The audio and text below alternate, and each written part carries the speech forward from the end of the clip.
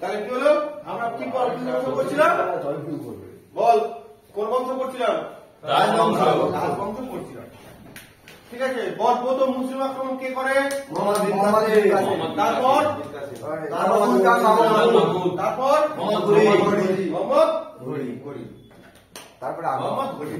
তাহলে মুসলিম আক্রমণের প্রথম ধাপ ছিল।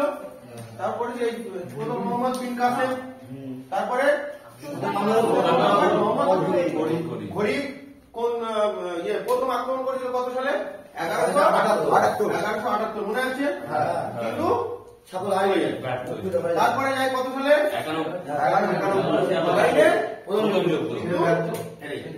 তারপরে দ্বিতীয় যুদ্ধে কি হয়? জিতে যায়। তারপরে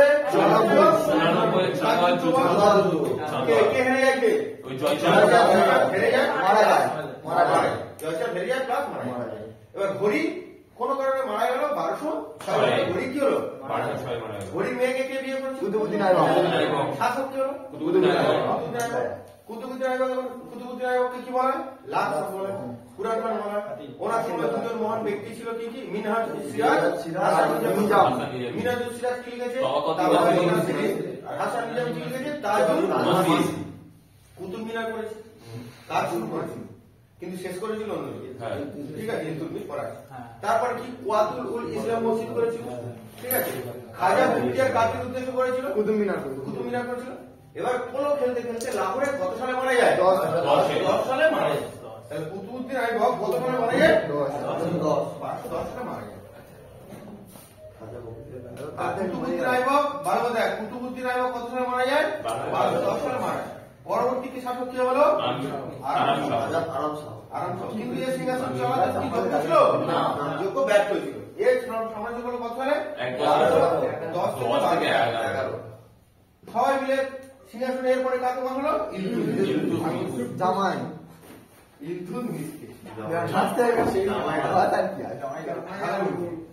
ইলতুৎমিশ প্রথম জীবনে দাস ছিল। ইলতুৎমিশ কি ছিল? প্রথম জীবনে দাস ছিল। ইলতুৎমিশ সম্বন্ধে পড়, ভালো করে ইলতুৎমিশটা পড়বো। দেখ,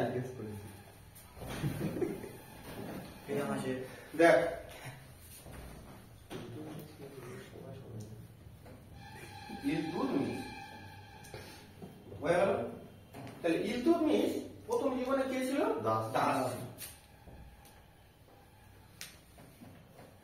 দাস ছিল।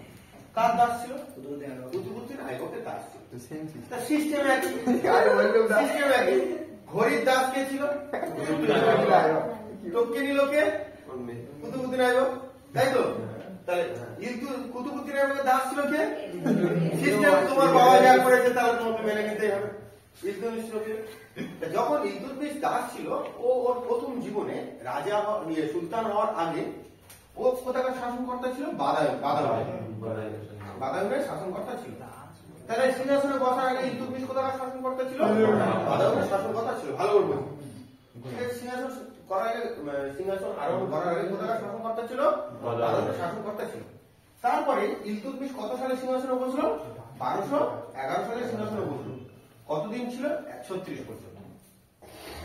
ঠিক আছে, তাহলে বল দাস বংশ টোটাল পিরিয়ড কত? 6 থেকে 1290।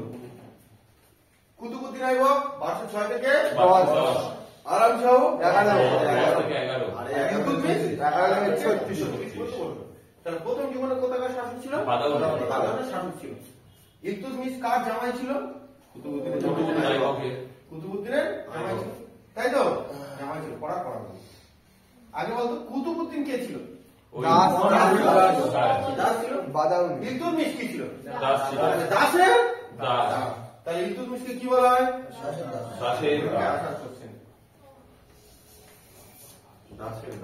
ক্লিয়ার ব্যাপারটা? তাহলে দাসের দাস কাকে বলা হয়? ইলতুৎমিশ হয়তো কুতুবউদ্দিন আইবক 1206 খ্রিস্টাব্দে মারা যাওয়ার পরে সিংহাসনে বসেছিল, ঠিক কথা, কিন্তু সুলতানি বংশের প্রকৃত প্রতিষ্ঠাতা কে ছিল? ইলতুৎমিশ। প্রতিষ্ঠাতা কে? কুতুবউদ্দিন আইবক। প্রকৃত প্রতিষ্ঠাতা কে? ইলতুৎমিশ।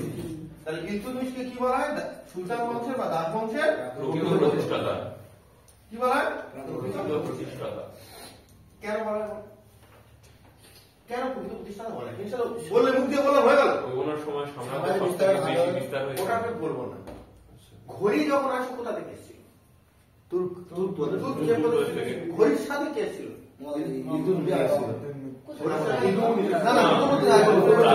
ও কি তখন ভারতে ছিল ও এসে বসেছে আর এই ইলতুৎমিশ কোথায় ছিল ও দূর থেকে ছিল না ভারতে ছিল ভারত থেকে বসেছে বোঝা গেল এই জন্য একে কি বলা হয় প্রকৃত প্রতিষ্ঠাতা বলা হয় বোঝা গেল ভারতে ছিল প্লাস এ কি ছিল তুর্ক আর ও কি ছিল ডাইরেক্ট তুর্ক প্রদেশে ছিল সেই জন্য এর বংশের নাম বলা হয় ইলবারি তুর্ক বংশ বোঝা গেল ইলবারি তুর্ক বংশের সূচনা কে করেছিল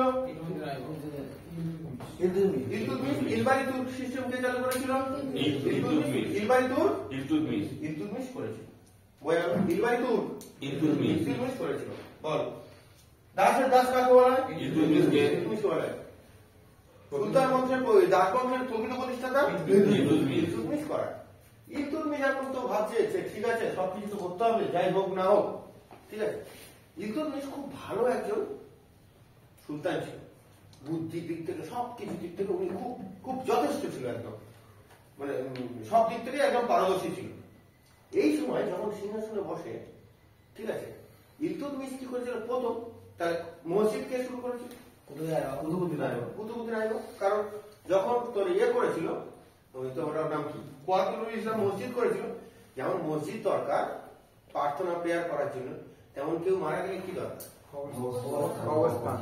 সম্প্রদায় তো সবে শুরু হয়েছে কবরস্থান তো প্রয়োজন তাহলে প্রথম একদম পুরো ধর্ম মতে মানে মুসলিম ধর্ম মতে সমাধি সিস্টেম কে চালু করেছিল তাহলে মুসলিম ধর্ম মতে সমাধি কি চালু করেছিল সমাধি মানে টম মানে কি সমাধি তাহলে মুসলিম ধর্ম মতে অরিজিনাল সমাধি কে চালু করেছিল যেটাকে বলা হয় হাউস ই শামসি কবরখানা কি বললাম হাউস ই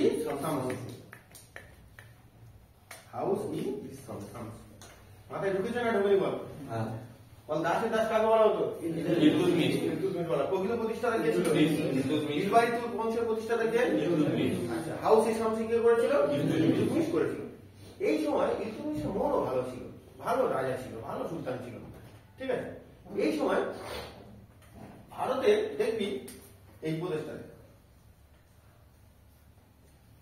এই উপরটা কি ছিল তখন এই উপরটা কি ছিল পুরোটা চীন মানে মঙ্গলদের আক্রমণ ছিল তাই তো পুরোটা মঙ্গল ছিল এখানে মঙ্গলদের প্রচুর দাবদাবানি ছিল প্রচুর মানে ওরা যা বলবে তাই ঠিক আছে এই সময় মঙ্গলদের প্রচুর আর সেই মঙ্গলদের মধ্যে একজন কে ছিল বলতে চেঙ্গিস খান নায়ক ছিল সিরিয়াস চেঙ্গিস খান এত শক্তি এত পাওয়ারফুল ও কাউকে মানতো না ও যেটা বলবে এটা আমার ওটা আমার চেঙ্গিস খান এমন একজন লোক ছিল তা সেই সময় এইখানের একটা শাসক ছিল মঙ্গল শাসক ছিল যার নাম ছিল জিয়াউদ্দিন মঙ্গবর্ণ কে জিয়াউদ্দিন মঙ্গবর্ণ ভালো করে বুঝবি পড়াটা জিয়াউদ্দিন মঙ্গবর্ণ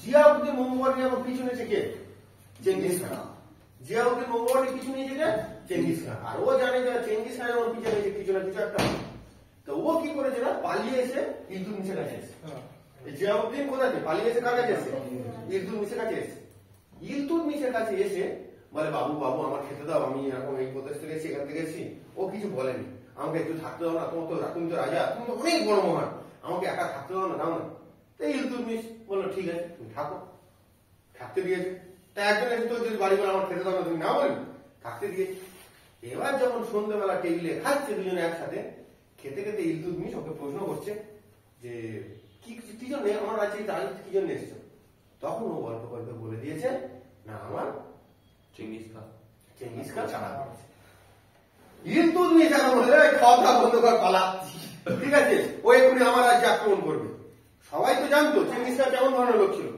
বলতে সেই সময় বঙ্গবর্ণীকে বার করে দিয়েছে রাজত্ব থেকে কি করে দিয়েছে বার করে দিয়েছে এটাকেই বলে ভারতের ইতিহাসে প্রথম ডিপ্লোম্যাটিক কাজ কে করেছে ইলতুৎমিশ যদি জিয়াউদ্দিন মঙ্গবর্ণীকে না বার করতো তাহলে ওর সাম্রাজ্য কি করতো তাহলে নিজের সাম্রাজ্যকে আক্রমণ করতে ঠিক কাজ করেছে তাহলে বোঝাতে বললাম জিনিসটা আর এবার চেঙ্গিস খান সম্বন্ধে বলি বলে যখন জিয়াউদ্দিন মঙ্গবর্ণী যখন ভারতে আসে তখন 1221 খ্রিস্টাব্দে চেঙ্গিস খান ভারত আক্রমণ করেছিল।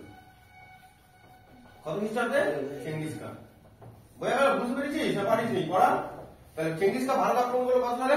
1221। যে এবার সঙ্গে সঙ্গে ইলতুৎমিশ গিয়ে চেঙ্গিস খানের কাছে সারেন্ডার হয়ে গেছে। বল বাবা আমি তো থাকতে দিইনি, ওই এসেছিল আমার কিছু করতে আমার সাম্রাজ্যকে তুমি সেভ করো। বলে আচ্ছা ঠিক আছে, সারেন্ডার হয়ে গেলে সবাই ভালো। ইলতুৎমিশ নিজের রাজ্যকে সেভ করে দিল। চেঙ্গিস খান এরকম ছিল, চেঙ্গিস খান 25 সেনাপতি ছিল, ঠিক আছে? আর বাচ্চা, বয়স্ক, বুড়ো, মেয়ে কাউকে ছাড়তো না। মারার পরে মুন্ডুতে নিয়ে সেলাই করে করে মালা করত। প্রত্যেকটা সেনাপতি ডাকবে, যার মালা সাইজ কম হবে তার গলা কেটে দেবে। তাহলে ভাব সেনাপতিরা এবার কতটা আক্রমণাত্মক হয়ে থাকতো, বুঝতে পেরেছি সিস্টেমটা? বুঝলি কি দাঁড়ালো মালাটা? ধর চেঙ্গিস খান 25 সেনাপতি ছিল, 25 সেনাপতি। ওর পুরস্কার কি ছিল? যে তোমরা যত মারো, আক্রমণ করো, মালা ধর করে যাই করো, মেরে মানে মাথার মুন্ডুর মালা মুন্ডু কেটে নিয়ে মালা হবে, এবং সেই মালাগুলো আমার কাছে জমা দিতে হবে। যার কম হবে, যার মালা কম, যার মালা দৈর্ঘ্য কম, তার গলা কাটা হবে। বুঝতে পারলি? তার মানে কি, তুই যদি তোর বাঁচার উদ্দেশ্যে তুই হত্যা করবি, তার মানে মানুষের উপর কত অত্যাচার চলতে পারে, কত মিসের ঘটনা। বুঝতে পারলি? এরকম ব্যাপার। আর চেঙ্গিস খান মারা যাওয়ার পরে মানুষের মনের ভিতর চেঙ্গিস খান ভয় এতদিন ছিল, মানুষ 10 বছর পরেও জানতে পারেনি চেঙ্গিস খান মারা গেছে। চেঙ্গিস খান যখন মারা যায় তার আগে তার বিশ্বস্ত একটা লোককে বলেছিল আমাকে ওখানে কবর দেবে বা ওখানে মাটিতে পুঁতে দেবে, দিয়ে ওই টোটাল এলাকায় 100 ঘোড়া দিয়ে শুধু দৌড় করাবে, মানে কত একটা দিন বলেছিল, শুধু দৌড় করে মাটি এমন করে দেবে যাতে না বুঝতে পারে আমার মৃতদেহ কোথায় আছে, আমার মৃতদেহ না খুঁজে বার করতে পারে। বুঝতে পারলি? হয় না যে একটা মানুষ এত নৃশংস, হয় না যে মরে যাওয়ার পর দেখি মানে এরকম ছিল, এটা হয় না? ও তো জানতো যে কিরকম কাজ করছে। ওই মৃতদেহ মাটিতে পুঁতে দেওয়ার পর সেই এলাকায় ঘোড়া দিয়ে এত পিছিয়ে দেবে যাতে না বুঝতে পারে আমার মৃতদেহটা কোথায় আছে। ঠিক আছে, এরা চেঙ্গিস খান এরকম লোক ছিল। বুঝতে পারলি? তাহলে চেঙ্গিস খান ভারত আক্রমণ করলো কত সালে? 1221 সালে চেঙ্গিস খান ভারত আক্রমণ করলো।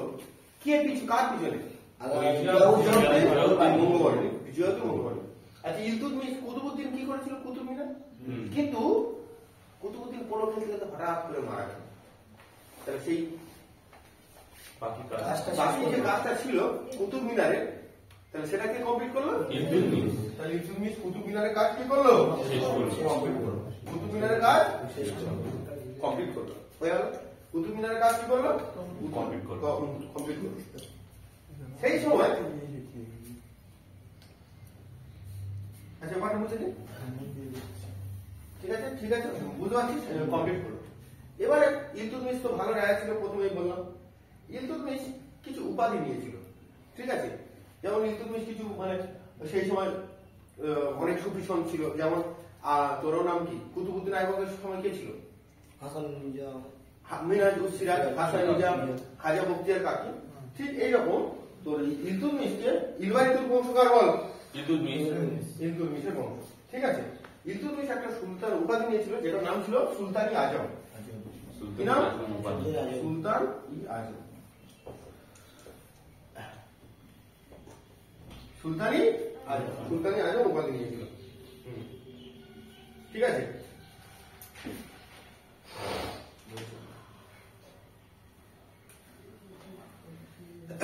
দেখ, সুলতানি আজম উপাধি নিয়েছিল। এবার সাম্রাজ্য বুঝতেই পারছি, প্রকৃত প্রতিষ্ঠা হচ্ছে ইলতুৎমিশ। সাম্রাজ্য চলছে, সাম্রাজ্য চলতে গেলে কি দরকার? টাকা দরকার, কয়েন দরকার, তাই তো? ব্যবসার উদ্দেশ্যে কয়েন দরকার। তাই 2 ধরনের কয়েন চালু করেছিল। কি চালু করেছিল? 2 ধরনের কয়েন চালু করেছিল। কি কি? টঙ্কা আর জিতল। বল বল বল। আর টঙ্কা, জিতল। ক ধরনের কয়েন চালু করেছিল? টঙ্কা আর জিতল। ক ধরনের কয়েন? টঙ্কা আর জিতল। টঙ্কা ছিল কার? কামান মুদ্রা, রূপো, আর জিতল ছিল।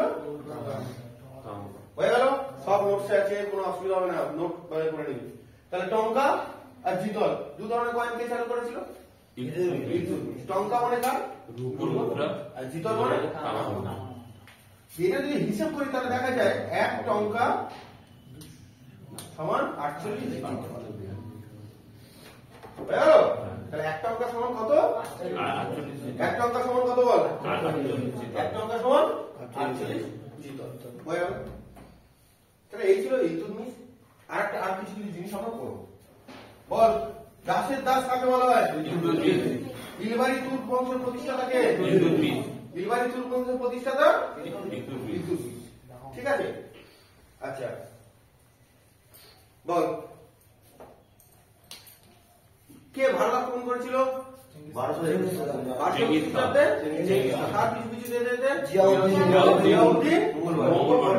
সঙ্গে যেতে যেতে কি আক্রমণ করেছে? ভারত আক্রমণ করেছে। আচ্ছা, সুলতানি আজম উপাধিকার ইলতুৎমিশের দুটো পয়েন্ট কি করেছে?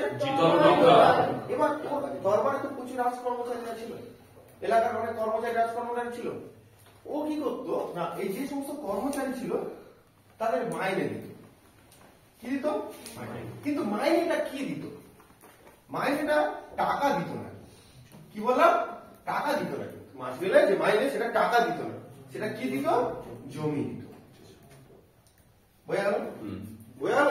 ধর তুই আমার কাছে কাজ করিস, মাস গেলে আমার এইটুকু জমি তোকে দিয়ে দিল।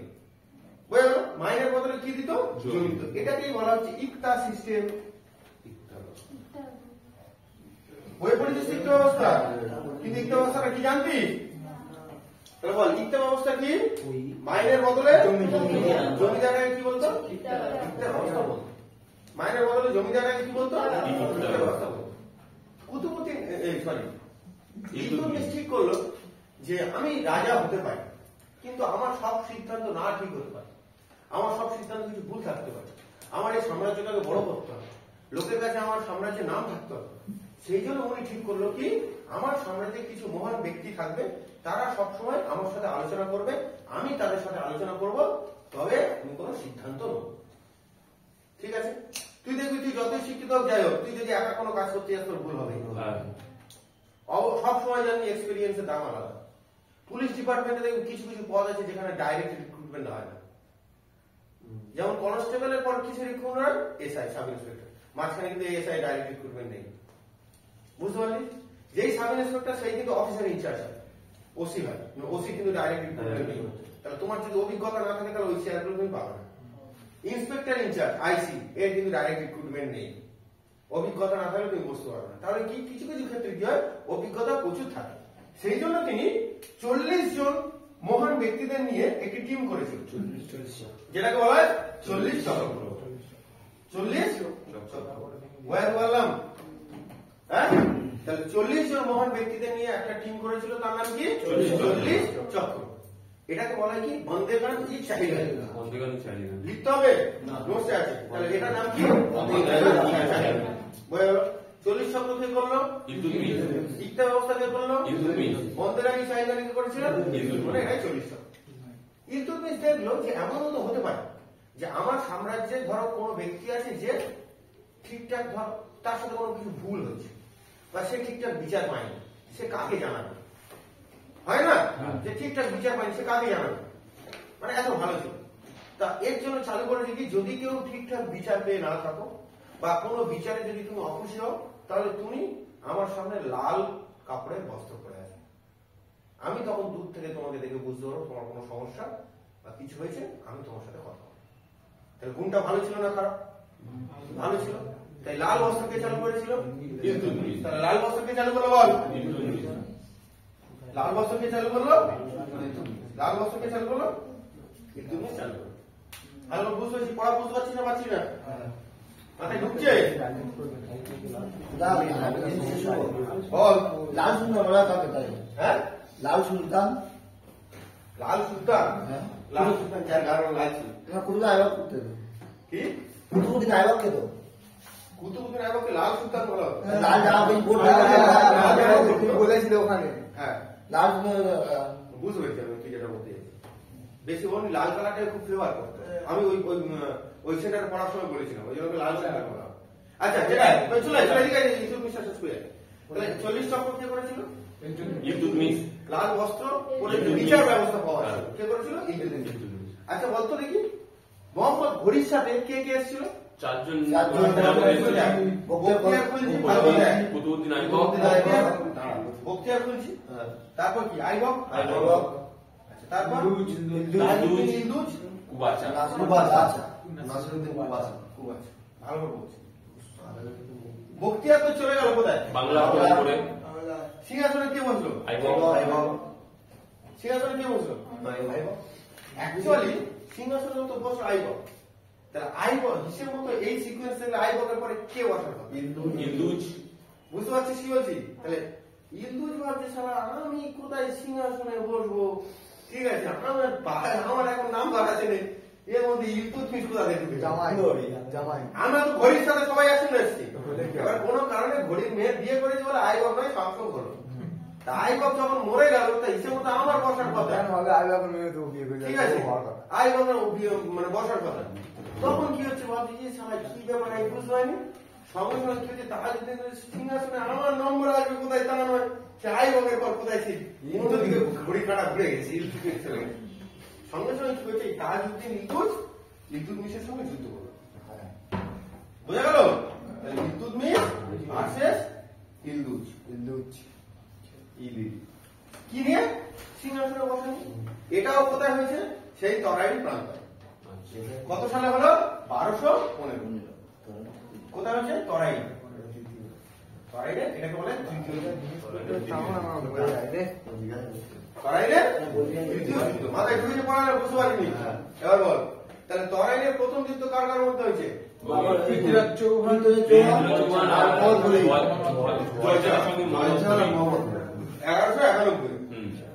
তরাইনের দ্বিতীয় যুদ্ধ? তরাইনের দ্বিতীয় যুদ্ধ। তৃতীয় যুদ্ধ তাহলে কেন হয়ে যাবে বুঝতে পারছিস? সিংহাসনের নম্বর আমার, তুমি অন্য কাউকে বসে দিলে হবে? ওই জন্য যুদ্ধ হচ্ছে তরাইনের তৃতীয় যুদ্ধ। 1235 খ্রিস্টাব্দে ইলতুৎমিশ উজ্জয়িনীর মহাকাল টেম্পল আক্রমণ করেছিল। তাহলে উজ্জয়িনী মহাকাল মন্দির ধ্বংস করেছিল কে? উজ্জয়িনী কোথায়? মধ্যপ্রদেশে। উজ্জয়িনী কি মন্দির? জৈন মন্দির বলে দিয়েছিলাম, মনে আছে না? হ্যাঁ, তাহলে কি জৈন মন্দির কে আক্রমণ করেছিল? ইলতুৎমিশ এত ওর রাজত্বকালে 1136, তাহলে অনেক দিন রাজত্ব, তাই কিনা? ইলতুৎমিশ ওর রাজত্বকালেই ও ঠিক করে গেছিল যে এরপরে যদি সিংহাসনে বসে সেটা হবে আমার মেয়ে। কারণ একটা বাবা তো বুঝতে পারে তার ছেলে বা মেয়ের মধ্যে কে বেশি পারদর্শী, হ্যাঁ কিনা? আমার বাবা তো জানে আমি ছিলাম, বাবা তো বুঝতে পারে কে বেশি পারদর্শী, তাকে তো সিংহাসনে বসা উচিত, ইয়েস অর নো? তো ওর ইলতুৎমিশ থাকতে থাকতেই তার জীবনে বলে গেছিল আমার মারা যাওয়ার পর আমার সিংহাসনে এরপরে আমার মেয়ে বসবে রাজিয়া। তাহলে ইলতুৎমিশ আর ইলদুজের মধ্যে ইলদুজ হেরে গিয়েছিল। হ্যাঁ, ইলদুজ হেরে গেছে। এই তো পানিপথের তৃতীয় যুদ্ধ তাহলে কত সালে হয়েছিল? 1215। তরাইনের তৃতীয় যুদ্ধ হলো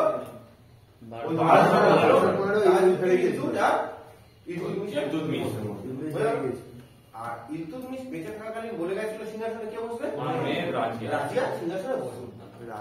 রাজিয়া সিংহাসনে বসবে, কিন্তু আমি নবরা ঠিকঠাক মেয়ে সিংহাসনে বসবে এরকম একটা ব্যাপার, সেটা পরে আসবো। রাজিয়া যখন পড়াবো ডিটেলসে পড়াবো। রাজিয়া সিংহাসনে বসবে। মহাকাল মন্দির কত সালে আক্রমণ করলো? 35। এবার কোন কারণে 1236 সালে ইলতুৎমিশ কি হলো? মারা যায়। ইলতুৎমিশ 1236 সালে কি হলো? মারা গেল। তার প্রথমে সিংহাসনে বসলো কে? আইবক। 1206 থেকে 1210। তারপরে কি বসলো? আরাম শাহ। 10 থেকে 11। তারপর কি বসলো? ইলতুৎমিশ। 11 থেকে 36। 11 থেকে 36। বুঝতে পেরেছি বন্ধুগণ? এরপরে রাজিয়া পরে পড়াবো।